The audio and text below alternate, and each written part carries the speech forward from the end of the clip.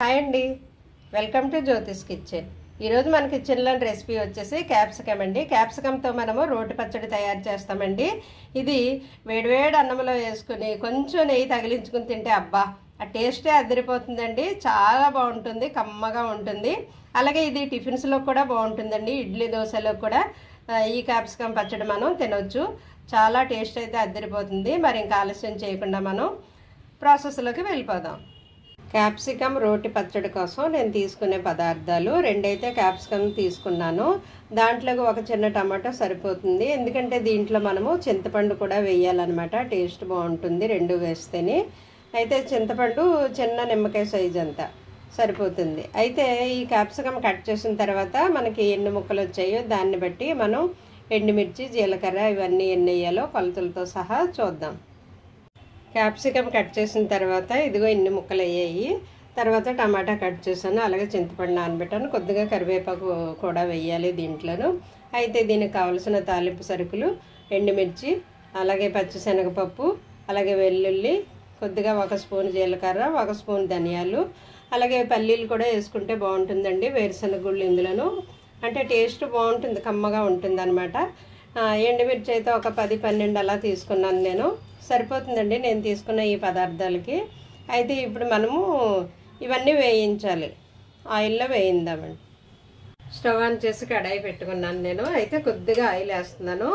ఇవన్నీ కొంచెం ఆయిల్లో వేయిస్తే సరిపోతుంది. మళ్ళీ పచ్చడి మనము తాలింపు చేస్తాం కదా, పచ్చడి అంతా రుబ్బేసిన తర్వాత తాలింపు చేస్తాం. సో అందుకని కొద్దిగా ఆయిల్ వేస్తే సరిపోతుంది.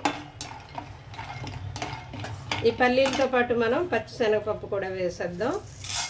పప్పులు వేగడానికి టైం పడుతుంది కదా, అందువల్ల అవి ముందుగా వేగనిచ్చి కొంచెం వేగిన తర్వాత మిగతాయన్నీ యాడ్ చేద్దాం.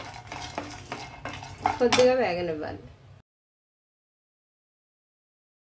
ఈ పప్పులు కొద్దిగా వేగాయి చూసారా, కొంచెం కలర్ మారితే సరిపోతుంది. పూర్తిగా వేగకూడదు, ఎందుకంటే వీటితో పాటు వేగినప్పుడు మరలా మాడిపోతాయి అన్నమాట. అవి కొంచెం వేగిన తర్వాత ఇవి వేసేయండి. ఇవి కూడా ఎక్కువ మాడిపోకుండా లైట్గా దోరగా వేగనివ్వాలి. ఇవి వేగిన తర్వాత మనం తీసేసి క్యాప్సికము, టమాటో కూడా కొద్దిగా ఆయిల్లో మగ్గనిస్తాం అన్నమాట.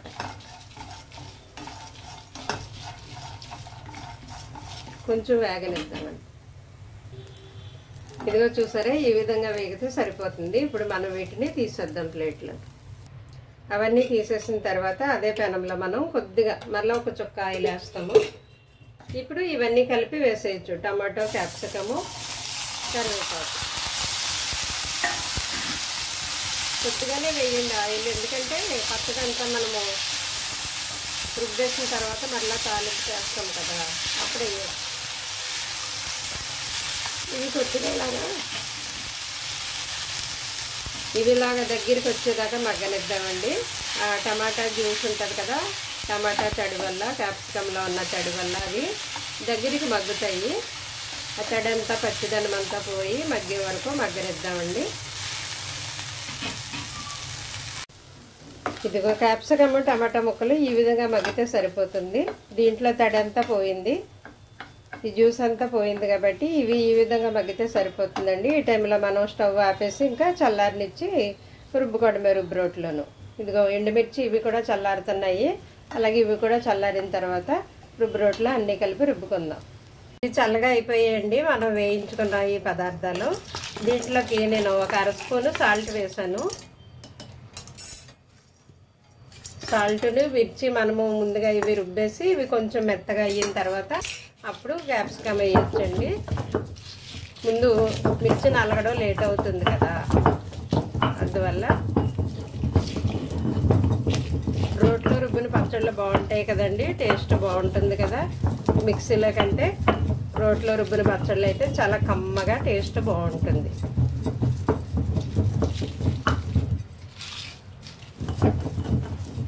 ముందుగా ఈ పప్పులు, ఎండుమిర్చి ఇవి నలిగిపోతే క్యాప్సికమ్, టమాటా త్వరగానే నలుగుతాయండి. ముందైతే ఈ పప్పుల్ని మెత్తగా గ్రైండ్ చేద్దాం.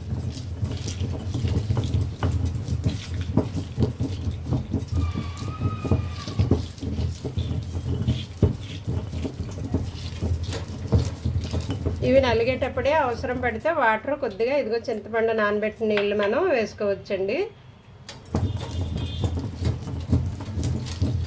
అవసరాన్ని బట్టి వాటర్ వేసుకుంటూ ఇలాగ గ్రైండ్ చేసుకోవాలి. ఇవి కొంచెం నలిగాక అప్పుడు చింతపండు వేద్దాం. ముందే చింతపండు వేస్తే ఈ మిర్చి నలగాలి కదా, మిర్చి నలిగిపోతే అప్పుడు చింతపండు వేయచ్చు, తర్వాత క్యాప్సికమ్ వేయచ్చు. ఇదిగోండి మిర్చి చక్కగా నలిగిపోయాయి. ఇప్పుడు క్యాప్సికమ్ ఇందులోకి వేసేద్దాం.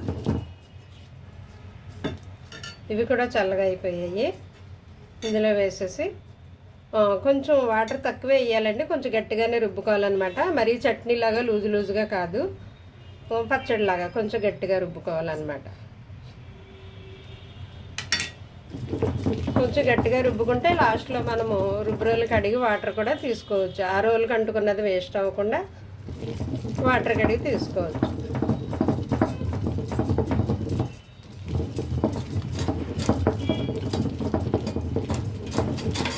చాలా ఈజీగానే ఉందండి ఇది, ఎందుకంటే చిన్నగా ఉంది, అందువల్ల హ్యాండిల్ చేయడానికి చాలా ఈజీగానే ఉంది.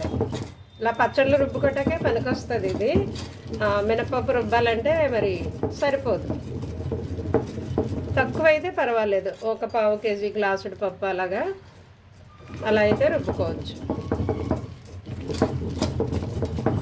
ఇవి కూడా మెత్తగా గ్రైండ్ చేస్తానండి, ఇలాగ మెత్తగా రుబ్బుతాను. ఇదిగోండి ఈ విధంగా మెత్తగా రుబ్బేసుకోవాలన్నమాట. మనం పచ్చళ్ళు ఎలా రుబ్బుకుంటాం అలాగే మెత్తగా రుబ్బేసుకొని మనం ప్లేట్లోకి తీసేసి దీన్ని తాలింపు చేసేసుకోవచ్చండి. మెత్తగా నలిగిపోయింది.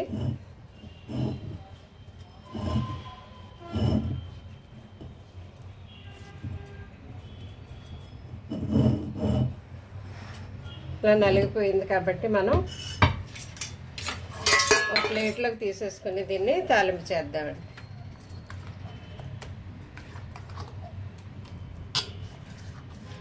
బాగుంటుందండి. మనము ఇందులో పల్లీలు వేసాం కదా, కమ్మగా ఉంటుంది అన్నమాట, టేస్ట్ చాలా బాగుంటుంది. ఇది మనము వేడి వేడి అన్నంలో తినొచ్చు, తర్వాత ఇడ్లీ దోశ కూడా బాగుంటుంది, చక్కగా ఉంటుందండి. ఎప్పుడు చేసుకునే పచ్చళ్ళే రొటీన్గా కాకుండా ఇలాగ వెరైటీగా కొత్తగా ట్రై చేయండి, బాగుంటుంది. నేను చాలాసార్లు చేశాను, బాగుంది, అందుకనే ఈ కొత్త రెసిపీ మీకు కూడా పరిచయం చేస్తున్నాను అన్నమాట. బాగుంటే అందరికీ చూపించాలి, ఆ టేస్ట్ని అందరూ ఎంజాయ్ చేయాలి అని అనిపిస్తుంది కదా. ఏదైనా మనకి నచ్చింది ఎదుటి వాళ్ళకి చెప్పాలనిపిస్తుంది కదండి. కొద్దిగా ఈ రోల్ కడిగి వాటర్ తీసుకుంటాను నేను. ఓకే, కొంచెం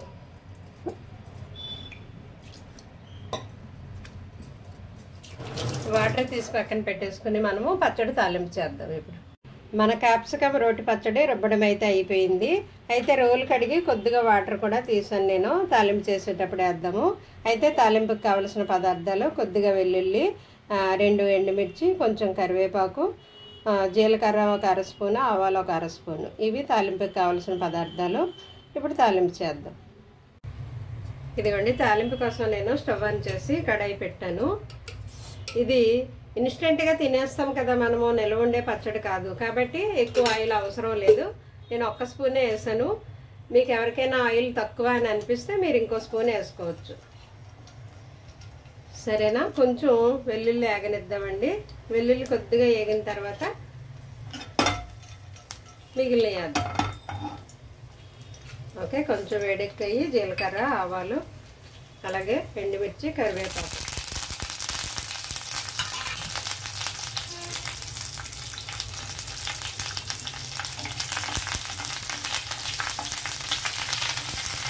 కొంచెం వేగనిద్దామండి. ఈ వెల్లుల్లి ఆయిల్లో వేగుతుంటే మంచి స్మెల్ వస్తుంది కదా, ఆ స్మెల్ భలే ఉంటుంది, అసలు చాలా బాగుంటుంది, నాకైతే ఇష్టం. దట్టు వెల్లుల్లి మనం ఎక్కువ తినడం మనకి ఆరోగ్యానికి మంచిది కదా, బ్యాడ్ కొలెస్ట్రాల్ తగ్గిస్తుంది.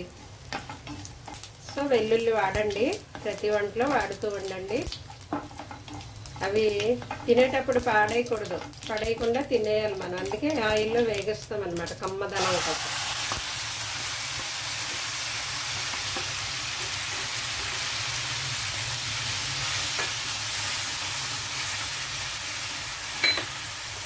మనం ఈ రోట్లో తీసుకున్న వాటర్ కూడా ఇందులో వేసాము. కొద్దిసేపు ఇలాగా మగ్గనిద్దాం. ఒక 2-3 నిమిషాలు మగ్గితే చాలండి. ఇది ఇన్స్టెంట్గా రోటి పచ్చడి కాబట్టి ఎక్కువ రోజులు నిల్వ ఉండదు కాబట్టి ఆయిల్ ఎక్కువ వేయలేదు నేను. ఈ టైంలో మీరు సాల్ట్ చూసుకోండి. నాకైతే ఉప్పు సరిపోయింది. జస్ట్ 2 నిమిషాలు ఇలా మగ్గించిన తర్వాత మనం ఆపేయడమే. ఇదిగోండి, ఆయిల్లో ఇలాగా 2 నిమిషాలు మగ్గితే సరిపోతుంది అనమాట. ఈ టైంలో మనం ఆపేయచ్చు.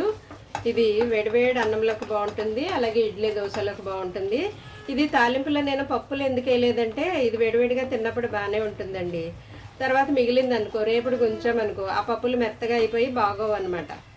అందువల్ల నేను తాలింపులో పప్పులు వేయను. అవి 2 రోజులు ఉండాలంటే మెత్తగా అయిపోయి పప్పులు తినడానికి బాగోవు. అందువల్ల తాలింపులు వేయకుండా ఫస్టే మనం వేసి గ్రైండ్ చేస్తే ఆ కమ్మదనం అందులోకి వస్తుంది అనమాట. నేను ఇందులో పల్లీలు వేసాను, శనగపప్పు వేసాను, టమాటో, చింతపండు ఇవన్నీ వేసాం కదండి. చాలా కమ్మగా ఉంటుంది, బాగుంటుంది. ట్రై చేయండి మీరు కూడా, సూపర్గా ఉంటుంది కమ్మగా. ఇది కొంతమంది క్యాప్సికమ్ తినరు కదా, అలాంటి వాళ్ళకి ఇలా చేసి పెడితే చక్కగా తినేస్తారనమాట. మనం ఆ పల్లీలు వేసాం కాబట్టి కమ్మగా ఉంటుంది, కాబట్టి టేస్ట్ బాగుంటుంది. క్యాప్సికమ్ తినని వాళ్ళకి ఈ విధంగా చేసి పెట్టండి, చక్కగా తినేస్తారు వాళ్ళు.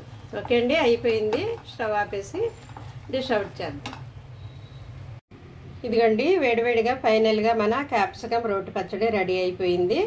ఎవరికైనా కొంచెం ఆయిల్ తగ్గింది, చాలా తక్కువ వేసి చేశాను అని మీకు అనిపిస్తే మీరు ఇంకొంచెం పెంచుకోండి. లేదంటే మనం వేడివేడి అన్నంలో తినేటప్పుడు కొంచెం నెయ్యి కలుపుకొని తింటే సూపర్గా ఉంటుందండి. టేస్ట్ అయితే అదిరిపోతుంది.